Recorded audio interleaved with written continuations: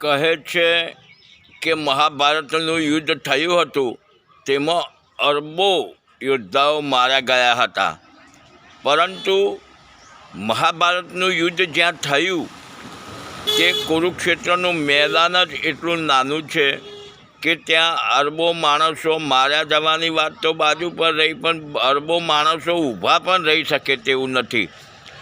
અને અરબો યોદ્ધાઓ જ્યારે ભેગા થયા, કૌરવો અને પાંડવો વચ્ચે મહાભારતનું યુદ્ધ થયું અને અરબો યોદ્ધાઓ જ્યારે ભેગા થયા ને ત્યારે યોદ્ધાઓની પાસે ભાલા હશે, તલવારો હશે, ઘોડા, હાથી અને રથ પણ હશે.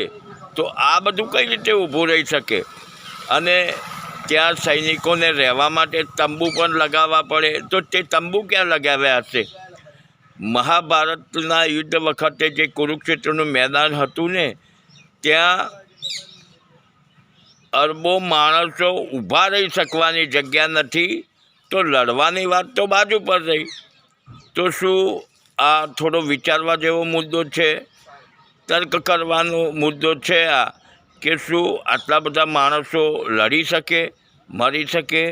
શું આ સાચું હોઈ શકે?